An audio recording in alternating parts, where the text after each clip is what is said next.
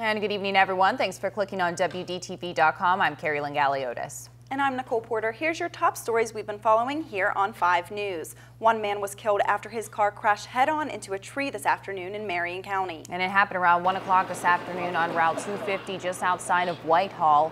He was pronounced dead on the scene. Marion County Sheriff's deputies believe speed was a factor in that crash and he was not wearing his seatbelt. We're still waiting to learn the name and the man's age right now, so keep it here to 5 News for the latest.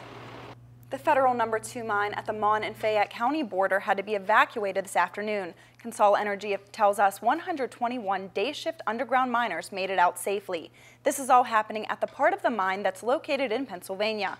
Consol officials canceled the rest of the workday at the Blacksville portion and have called federal and state officials in to investigate what caused the smoke that was first spotted around 2 o'clock. State and federal investigators are working to figure out what caused the smoke. And in the gas industry, Dominion plans to transfer about 100 workers from the Mountain State in Pennsylvania to its headquarters in Virginia. Dominion spokesman Chuck Penn says that most of the workers are from Clarksburg, while only some are in Pittsburgh. Penn calls the move an essential reorganization that's necessary for the company to remain competitive. He says that while no jobs will be lost, the company hopes the affected workers will be working to relocate to Richmond, Virginia, where they'll perform those same jobs. Yesterday, we told you that the Kelly Motors locations in Buchanan and Elkins would be closing at the end of the week, leaving dozens without a job. And county commissioners said they're disappointed that a business that's been in town for so long is closing. Now, in case you missed it, rumors have been going around that Kelly Motors would be closing on Friday. Well, we talked with the owner, but she had no comment. However, if you drive by the business, you'll see signs that say going out of business. We've been told that 2 to 3 dozen people could be without a job once they close their doors. And while the owner didn't want to make a comment on the closing, local officials had something to say. They told us anytime a business closes in the area, it hurts everyone in the county as well as the economy.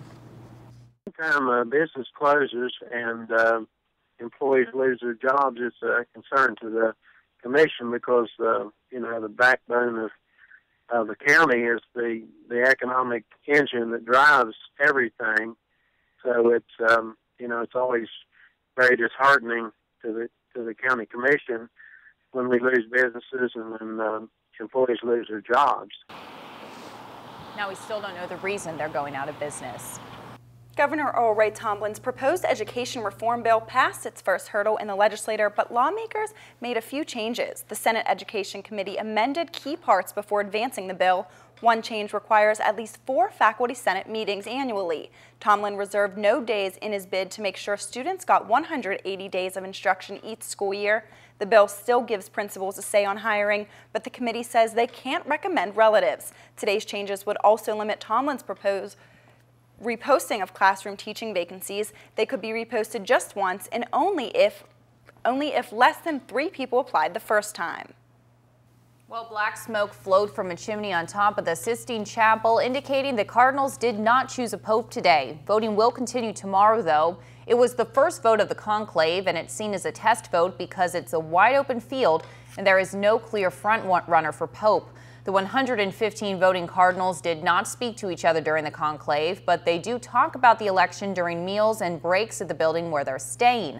If the Cardinals have not reached a 2/3 majority after 3 full days of voting, they will suspend voting on Saturday for a moment of prayer. For caffeine lovers, you may have a new choice to get your energy in the near future. The popular chewing gum maker Wrigley is launching a new product called Alert Energy Caffeine Gum, which aims to add a little extra pep in your step.